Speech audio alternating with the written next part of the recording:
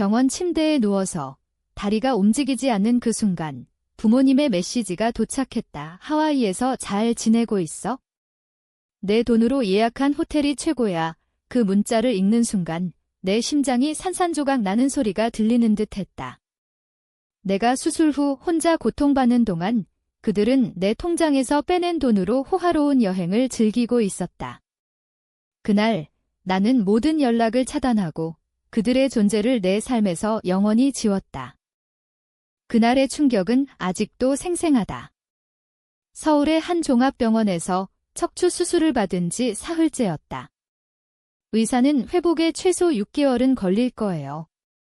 움직이지 말고 안정 취하세요 라고 했지만 현실은 그보다 훨씬 잔인했다. 다리가 마비된 채로 침대에 갇혀 혼자서 물 한 잔 마시는 것도 고역이었다. 부모님은 그들은 멀리서 전화를 걸어 빨리 나아라 이는 말만 하고 사라졌다. 그런데 그 메시지. 내 은행 앱을 확인해 보니 내 적금이 빠져나간 기록이 있었다. 5천만 원은 내가 5년간 회사에서 뼈 빠지게 모은 돈이었다. 나는 지은이다. 28살, 서울의 한 IT 회사에서 프로그래머로 일한다. 아니, 일했다. 수술 전까지는. 부모님은 시골에서 농사를 짓는 평범한 분들이었다. 아버지는 젊었을 때 공장에서 일하다 다쳐서 장애가 생겼고 어머니는 그걸 핑계로 늘 돈을 요구했다. 지은아, 이번 달 생활비가 모자라. 좀 보내줄래? 그런 전화가 매달 왔다. 나는 맏딸로서 그들의 기대를 저버릴 수 없었다. 대학 졸업 후 바로 취업해서 월급의 반을 집으로 보냈다. 가족이니까 라는 말로 스스로를 설득했다. 하지만 속으로는 불만이 쌓였다. 동생은 공부 안 하고 놀기만 했고 부모님은 그걸 방관했다. 나만 희생하는 기분이었다. 수술은 갑작스러웠다. 회사에서 과로로 쓰러진 후 MRI에서 척추 디스크가 터진 게 발견됐다. 즉시 수술해야 해요. 늦으면 마비될 수 있어요. 의사의 말에 나는 공포에 질렸다. 부모님께 전화했다. 엄마, 아빠, 수술 받아야 해. 와줄 수 있어. 그들은 바빠서 못 가. 동생 시험 준비 중이야. 라고 했다. 결국 혼자 병원에 입원했다. 수술비는 내 보험으로 커버됐지만 회복 기간 동안의 생활비는 내 적금에서 써야 했다. 그런데 그 돈이 사라졌다. 메시지를 본 후 나는 분노로 떨었다. 어떻게 그럴 수 있지?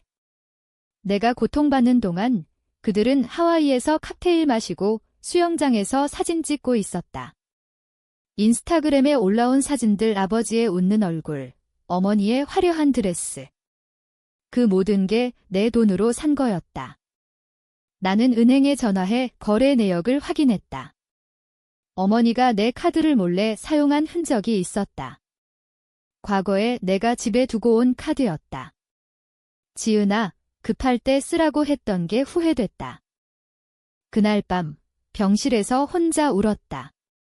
간호사가 괜찮아요. 물었지만 대답할 수 없었다.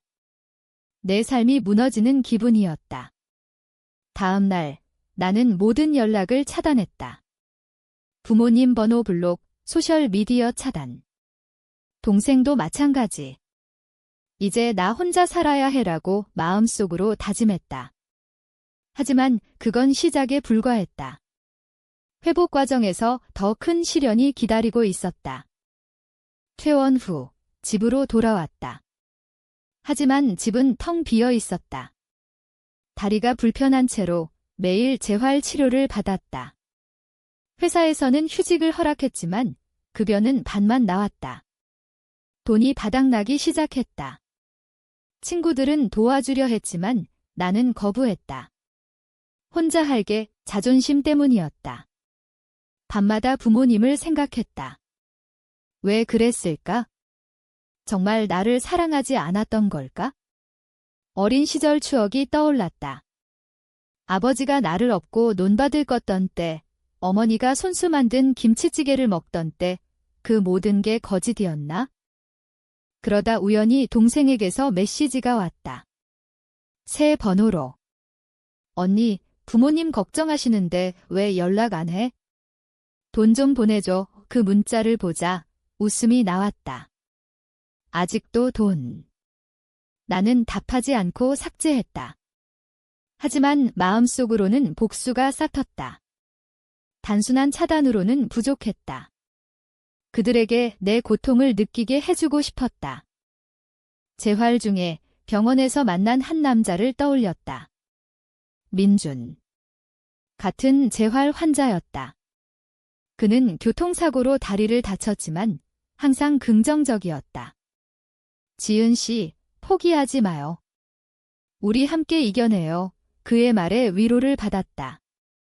우리는 이야기를 나누기 시작했다. 민주는 변호사였다. 가족 문제로 고통받는 사람 많아요. 법적으로 도울 수 있어요. 그 말에 나는 부모님의 배신을 털어놨다. 민주는 돈을 무단으로 사용한 거라면 소송할 수 있어요. 라고 조언했다. 소송. 처음엔 망설였다. 가족을 고소하다니 한국 사회에서 그게 가능할까? 하지만 분노가 커졌다. 내가 왜 희생만 해야 해?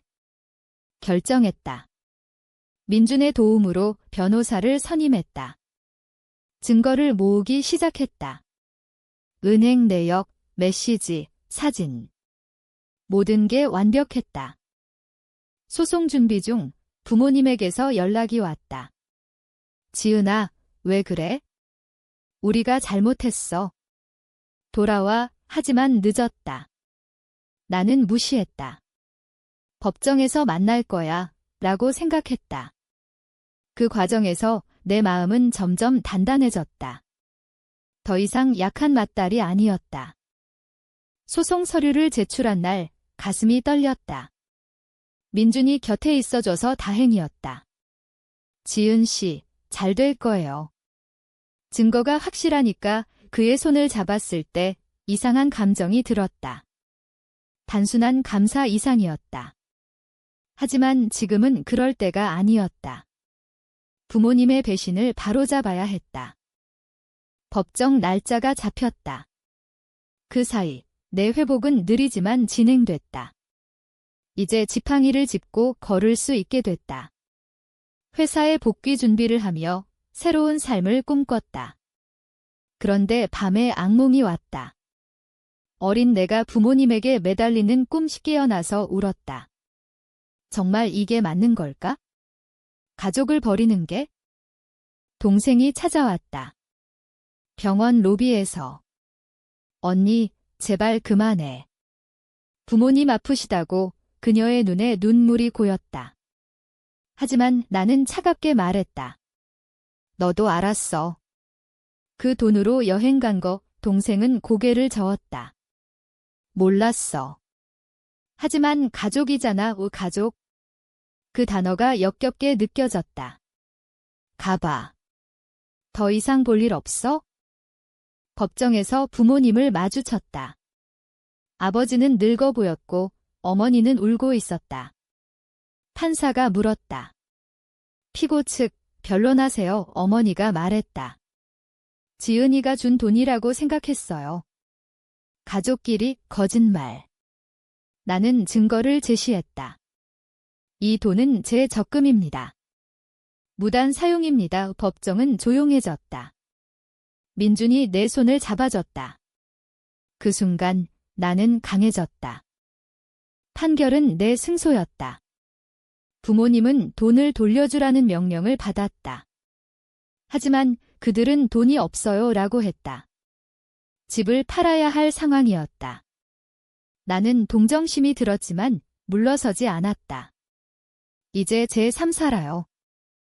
승소 후 민준과 가까워졌다.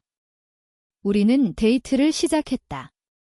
그는 내 상처를 이해해줬다. 가족은 선택할 수 없지만 미래는 선택할 수 있어. 그의 말에 위로받았다. 하지만 부모님 생각은 지울 수 없었다. 밤마다 후회와 분노가 교차했다. 그러다 어머니에게서 편지가 왔다. 지은아, 미안해. 우리가 잘못했어. 내가 아픈데 읽으면서 눈물이 났다. 정말 미안한 걸까? 아니면 돈 때문인가? 나는 답하지 않았다. 재활이 끝나갈 무렵 회사에 복귀했다. 동료들이 환영해줬다. 지은 씨, 힘들었지? 나는 웃었다. 이제 괜찮아 하지만 속으로는 여전히 아팠다. 부모님 없이 사는 삶이 익숙해지기 시작했다. 민준과 함께한 시간은 행복했다. 우리는 서울의 카페를 다니며 이야기를 나눴다. 지은 씨, 내 강함이 좋아 그의 고백에 나는 키스했다. 처음으로 사랑을 느꼈다. 하지만 그 행복 속에 그림자가 드리웠다. 동생의 전화. 아빠가 쓰러졌어. 병원비가 필요해. 그 소식에 마음이 흔들렸다. 가야 할까? 아니면 무시할까? 밤새 고민했다. 결국 병원으로 갔다. 아버지는 중환자실에 있었다. 뇌졸중. 어머니가 울며 말했다. 지은아, 도와줘. 나는 망설였다. 왜 나한테? 어머니는 무릎 꿇었다. 내가 없으면 안 돼. 그 순간 과거가 스쳤다. 내가 아플 때 그들은 여행 갔지만 이제 역할이 바뀌었다. 복수할 기회였다. 하지만 나는 돈을 냈다. 이번이 마지막이야 라고 말하며. 그 후 가족 관계는 서서히 회복되려 했다. 하지만 나는 거리를 뒀다. 민준의 조언대로.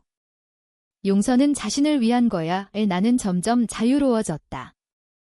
아버지의 회복은 느렸다. 병원비를 대며 나는 매일 병원을 오갔다. 어머니는 감사하다고 했지만 나는 믿지 않았다. 왜 그랬어요? 제 돈으로 여행, 물었을 때 어머니는 스트레스 때문이었어. 내가 성공해서 부러웠나 봐. 그 말에 충격받았다. 부러움. 가족이. 동생도 변했다. 언니, 미안해. 나도 잘못했어. 그녀는 알바를 시작했다. 처음으로 책임을 지는 모습이었다. 하지만 나는 여전히 차가웠다. 늦었어. 민준과 관계는 깊어졌다. 그는 나를 지지해줬다. 지은 씨, 내 결정이 맞아. 우리는 결혼을 생각하기 시작했다.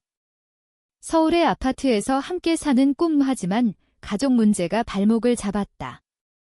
어느 날 부모님 집에 갔다. 시골 마을, 논밭이 펼쳐진 그곳. 아버지는 침대에 누워 계셨다.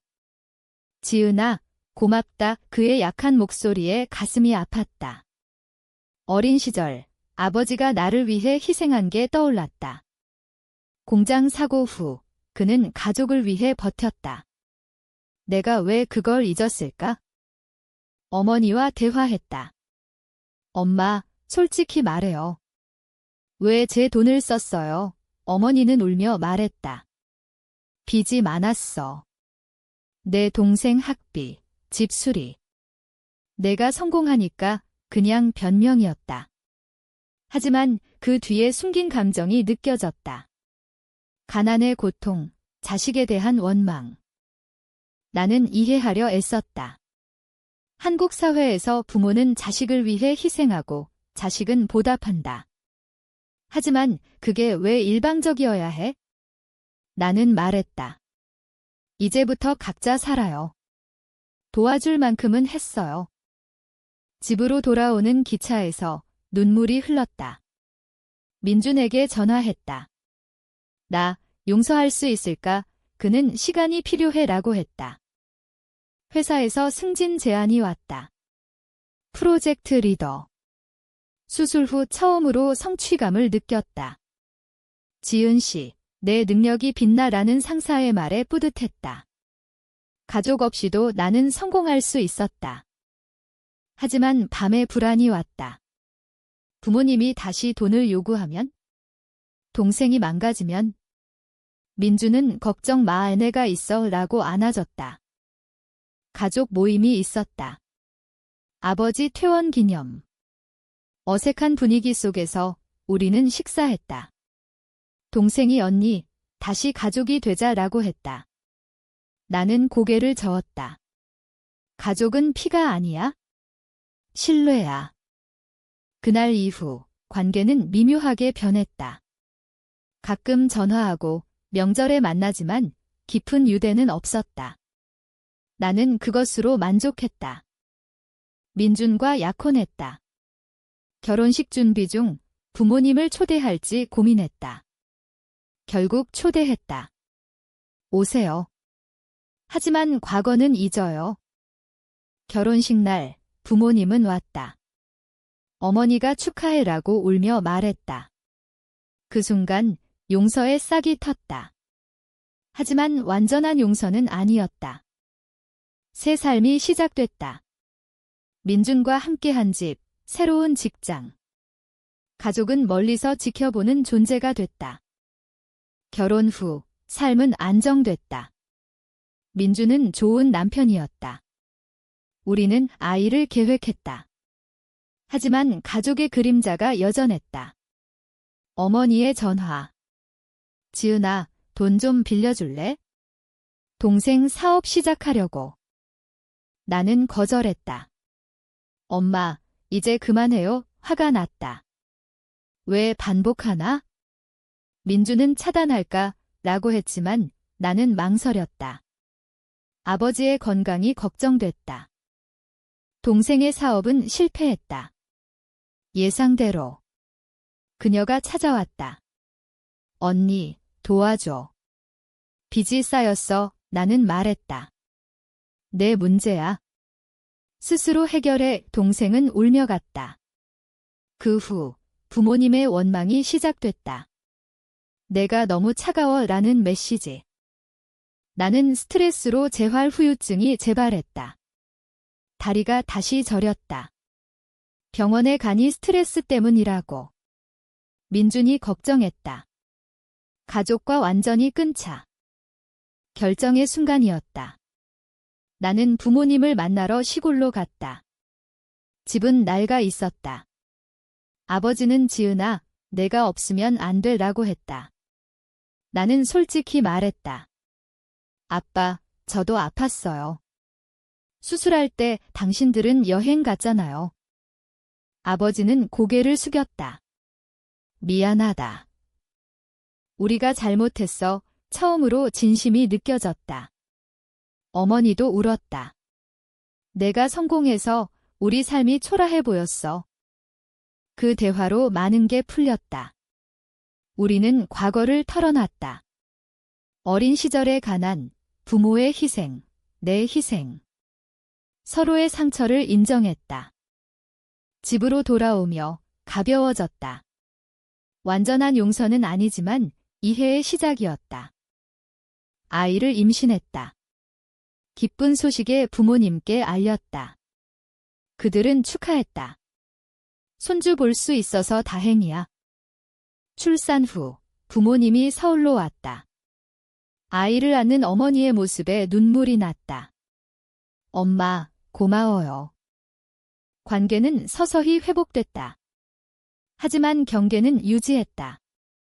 돈 문제는 더 이상 없었다. 동생도 변했다.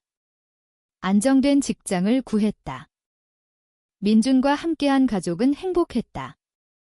과거의 상처가 나를 강하게 만들었다. 아이, 하준이가 태어난 후 삶은 달라졌다. 밤에 우는 아이를 달래며 부모님을 생각했다. 그들의 희생을 이제 이해했다. 하지만 배신의 기억은 지울 수 없었다. 어느 날 어머니가 병에 걸렸다. 암 소식에 충격받았다. 병원으로 달려갔다. 엄마, 왜 말 안 했어요? 어머니는 내가 바빠서라고 했다. 치료비가 필요했다. 나는 도왔다. 이번엔 자발적으로. 민준도 동의했다. 가족이니까. 치료 과정에서 우리는 가까워졌다. 병실에서 이야기를 나눴다. 어머니의 젊은 시절, 가난한 결혼 생활. 지은아, 내가 자랑스러워. 아버지도 도왔다. 동생도. 가족이 다시 모였다. 어머니는 완치됐다. 그 후, 우리는 명절마다 모였다. 웃음이 넘쳤다. 하지만 나는 내 삶을 우선했다. 회사에서 임원이 됐다. 성공한 여성으로. 민준과 하준이, 그게 내 가족이었다. 부모님은 이제 조언자 역할. 과거의 배신은 교훈이 됐다. 용서는 힘들지만 가능하다. 시간이 흘러 하준이가 5살이 됐다. 가족 모임에서 부모님은 손자를 안고 웃었다. 지은아, 내 덕분에 행복해. 나는 미소 지었다. 저도요. 배신의 상처는 희미해졌다. 대신 이해와 사랑이 자리를 잡았다. 삶은 완벽하지 않지만 의미 있다. 수술 후의 고독이 나를 성장시켰다. 이제 나는 강한 엄마, 아내, 딸이다. 가족은 피가 아니라 선택과 노력이다. 그걸 깨달은 게 가장 큰 선물이었다.